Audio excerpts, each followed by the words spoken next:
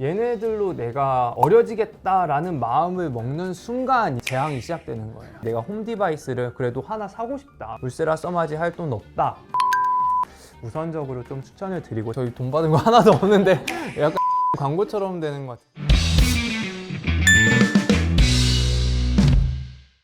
안녕하세요. 유튜브 피친남 이승주 채널을 운영 중인 피부과 전문의 피부에 미친 남자 이승주입니다. 울세라, 써마지, 얘네 두 개가 사실 제일 유명하고 제일 비싼 시술 두 개거든요. 근데 이게 비싼데 결국에 돈값 하느냐, 이거잖아요. 얘네들이 이제 가장 비싸고 가장 유명한 이유는 모든 리프팅 시술의 가장 원형이기 때문이거든요. 각 모든 리프팅 시술의 이제 일종의 프로토타입인데, 국내에서 만든 굉장히 많은 카피 제품들이 있는데 얘네들만 갖고 있는 각각의 그 고유의 퀄리티가 있단 말이에요. 얘는 대표적으로 이제 딥시라고 해서 초음파를 보면서 우리가 근막을 타겟해서 근막을 쪼그라들여서 시술을 할 수가 있는 거고, 써마지 같은 경우는 고주파, 라디오 프리퀀시라는 에너지를 이용해서 진피층을 타이트닝하게 만들어서 항노화 효과를 이제 만드는 거예요. 근데 얘네들이 이제 결국에 이제 FDA의 승인을 받았단 말이에요. 이제 굉장히 과학적으로, 의학적으로 안전하고 효과적인 장비들만 승인을 받을 수가 있단 말이에요. 그래서 그런 측면에서 얘네들이 적당한 환자들에게 적당한 시술이 이제 맞춰서 의사가 적당한 강도로 하게 되면 이제 굉장히 효과가 있을 수 있어요. 100% 돈값을 할 수 있지만 돈 날릴 수 있는 경우도 반대로 많아요. 예를 들어서 우리 PD님, 한 20대 정도로 보이는 PD님이고 피부 결 자체는 굉장히 쫀쫀하고 탱탱하단 말이에요. 근데 이 PD님이 우리가 써마지를 받게 되면 사실은 저는 돈 날리는 거라고 봐요. 남자 PD님은 살이 그렇게 많지 않고 구조적인 처짐이 없고 약간의 역광대 밑이 꺼져 있는데, 이분이 울세라 받으면 이거는 사실 또 돈 날리는 거거든요. 근데 이게 만약에 반대로 됐어요. 울세라 받으시고 써마지 받으시면 그 두 분은 다 돈값을 할 수가 있어요. 그래서 이거는 진짜 얘네들이 돈값 하냐 효과 있냐는 누가 어떤 시술을 알맞게 받으면 돈값을 하고 정말 효과가 있는 시술이고요, 내가 잘 맞지 않는 시술을 받게 되면 효과가 없고 돈 날리는 시술이 되겠습니다. 결국에 이제 울세라가 있고 이제 써마지가 있잖아요. 그러면 얘네들 둘 다 우리가 그냥 일반인들은 막 여기에 대해서 깊게 관심을 갖지 않는 인들은 둘 다 리프팅 장비라고 생각하는데, 사실 원리랑 효과랑 내가 목표하는 바가 전혀 달라요. 얘는 이제 하이프라고 해서요, 뭐의 약자냐면 하이 인텐시티 포커스드 울트라사운드라고 해서 굉장히 고강도로 초음파를 이렇게 한 점으로 모으는 거거든요. 우리가 옛날에 돋보기 같은 걸로 빛을 이렇게 모아서 거기에 불 나잖아요. 근데 얘는 빛이 아니라 초음파를 이렇게 하나로 모아서 열 응고점이라고 해서 TCP를 이제 만들어요.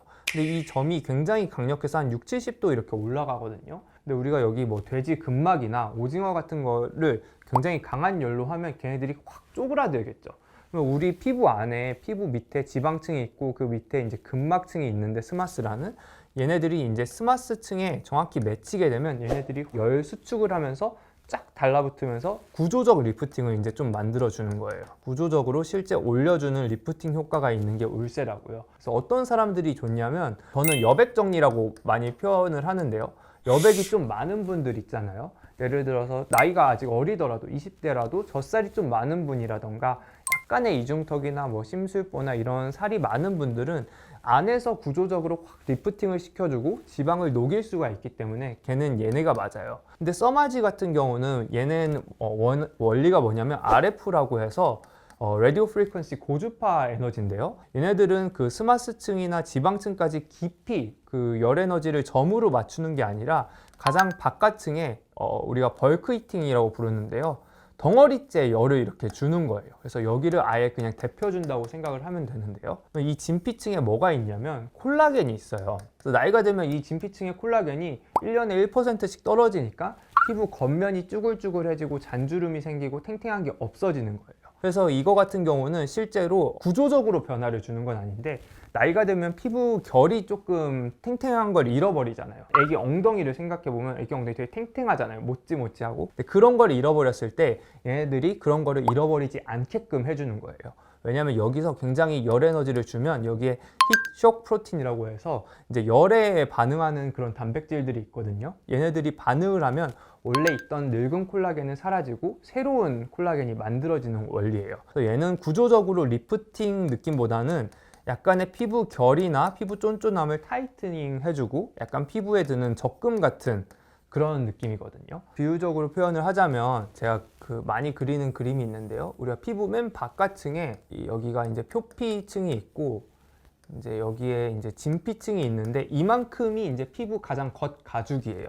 여기까지가 이제 써마지가 들어가는 그 깊이가 여기까지고요. 그다음 울세라는요. 보통 여기에 이제 지방층이 있을 거 아니에요. 근막이 있고 하면 보통 울세라가 타겟하는 데는 여기거든요. 그래서 얘네 둘의 차이가 있기 때문에 울세라 써마지 비싼데 돈값하냐는 사실 이거 하나만 놓고 말하기보다는 각자 사람들이 갖고 있는 그런 결핍이 있을 거 아니에요. 나는 뭐 살이 너무 좀 처져서 결핍이야. 나는 피부 결이 노화돼서 결핍이야. 이게 있을 거고, 근데 각자 결핍이 있어도 사람들이 본인이 생각하는 또 결핍이 달라요. 그러니까 본인의 니즈가 달라요. 그러니까 밖에서 사람들이 보기에는 너 피부 결은 좋은데 약간 여백 정리를 하면 좋겠다 이런 객관적인 결핍이 있어도 본인이 나는 그걸 결핍이라고 생각을 안 해 하면 이 니즈가 좀 달라질 수가 있거든요.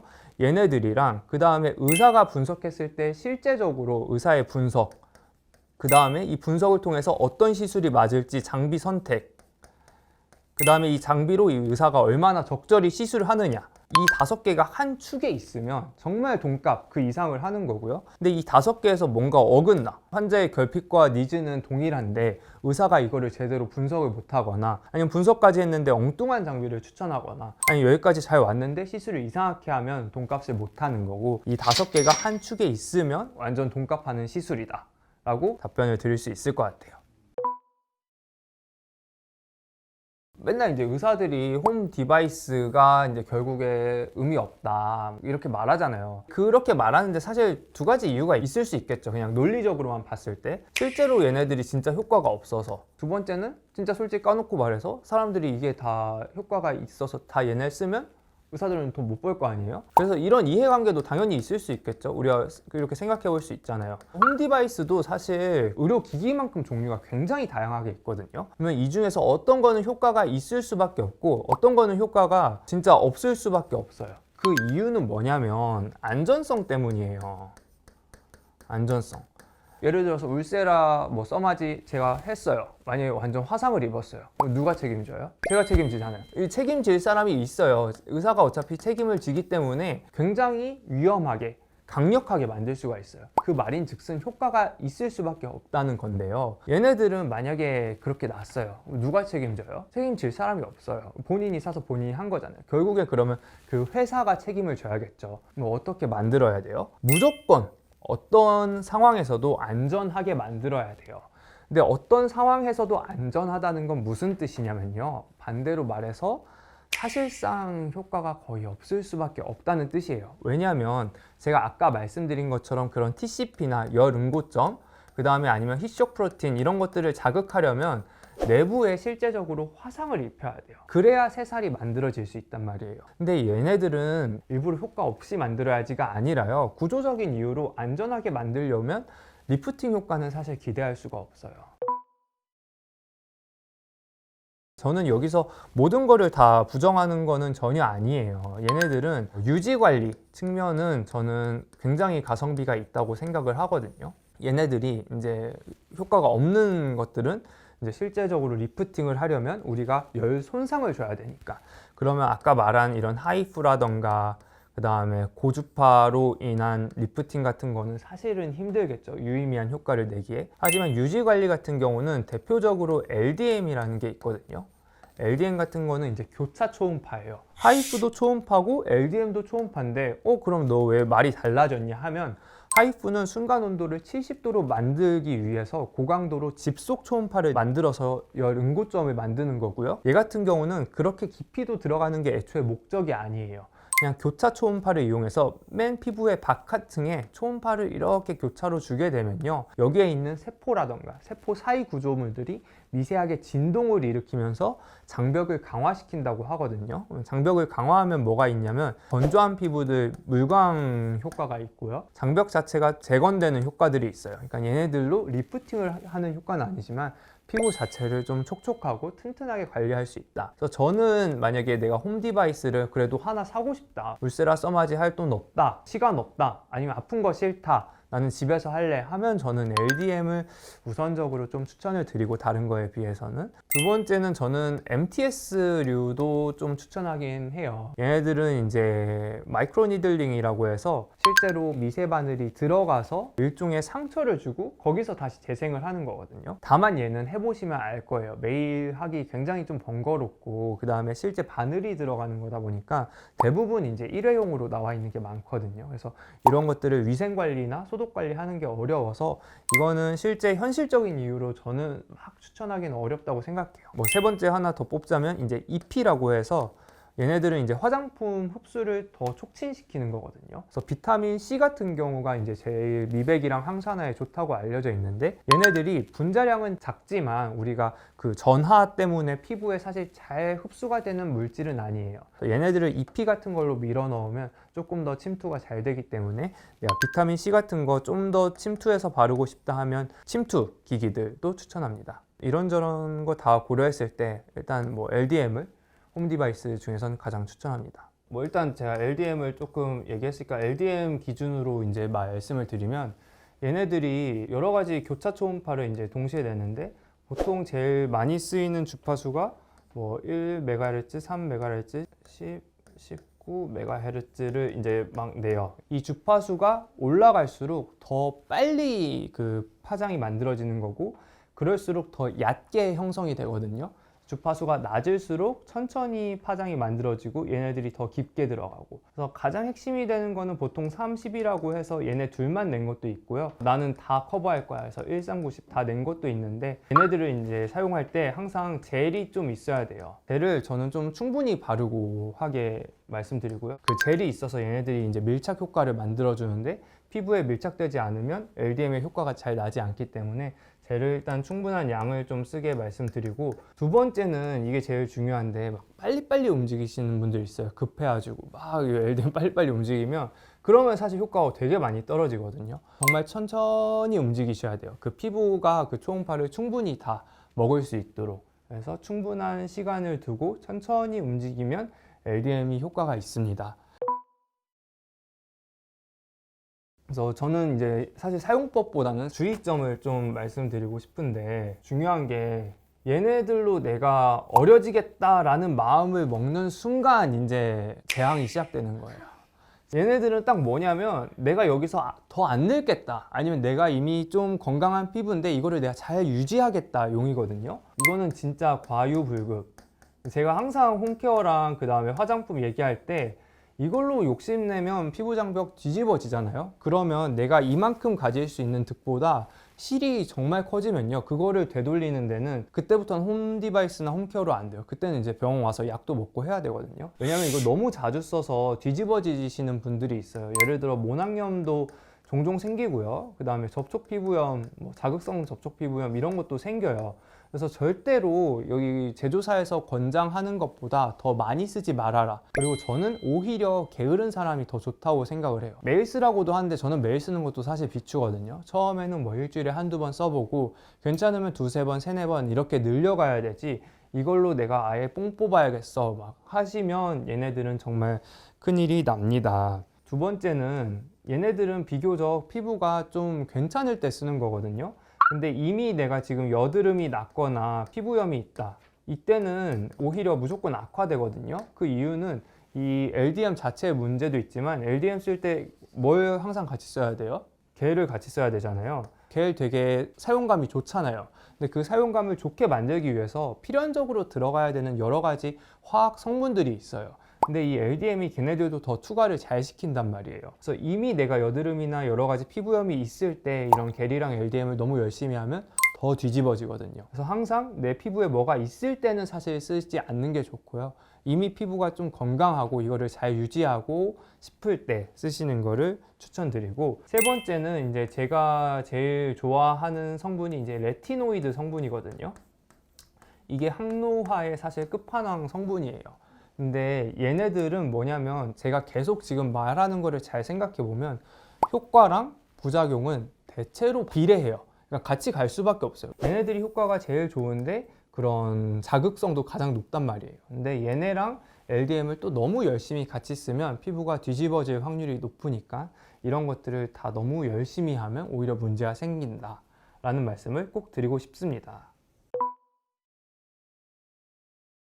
저는 LDM 가끔씩 쓰고 있어요. 너무 지금 약간 LDM에 저희 돈 받은 거 하나도 없는데 약간 LDM 광고처럼 되는 것 같아서요. 제가 말씀드린 이유랑 같이 그 의료기기랑 미용기기 회사들도 사실 이 내용을 다 알고 있어요. LDM이 가장 실제로 효과가 좀 있다고 생각을 하고 사람들한테 팔기도 가장 문제가 좀 덜 나는 장비다 보니까 굉장히 많은 회사에서 만들고 있고, 어떤 회사는 나는 3이랑 10MHz만 집중하겠다 한 분도 있고 나는 1, 3, 10, 19 다 잡겠다 한 분들도 있는데, 이거는 사실 논문마다 좀 다르긴 해요. 어떤 논문에서는 3이랑 10만 있어도 충분하다라는 논문들도 있고, 뭐 1, 3, 10, 19 다 교차로 했을 때 피부 전층에 더 골고루 간다 이런 논문들도 있어서 이게 뭐가 더 좋다고 말하기는 어려울 것 같아요. 이거는 근데 사실 꼭 홈디바이스랑 연관지어서라기보다는 그냥 내가 어떻게 하면 평소에 좋은 피부를 좀 가질 수 있느냐라고 저는 좀 생각을 했는데요. 사실 좀 정해진 거는 있어요.